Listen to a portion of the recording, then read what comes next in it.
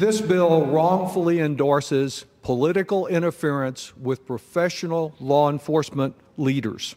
With no legal authority, both President Trump and his Texas lookalike, Governor Greg Abbott, want to deny funds and intimidate local governments who rightfully refuse to place politics above public safety. And I would tell my Republican colleague from Georgia and his colleagues that the only lawlessness that exists here is the lawlessness of President Trump in trying to do this to such an extent a federal court order stopped him. And they will also, I believe, stop Governor Abbott in his outrageous Senate Bill 4.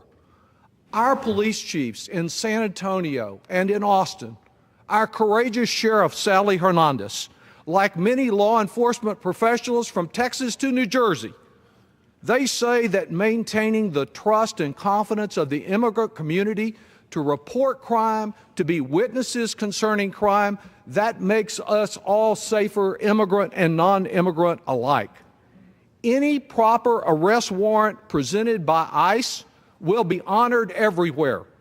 Detainers, which are merely a bureaucratic message saying the bureaucracy is suspicious of someone and should be imprisoned based on that suspicion, will not be, and federal courts have said they should not be under the Constitution.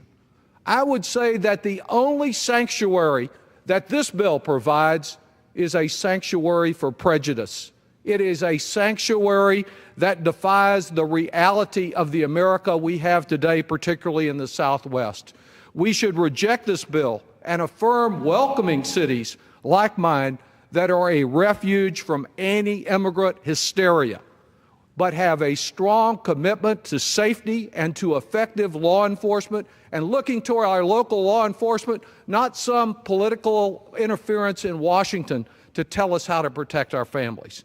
This very week, 4 years ago, an overwhelming bipartisan United States Senate majority approved comprehensive immigration reform.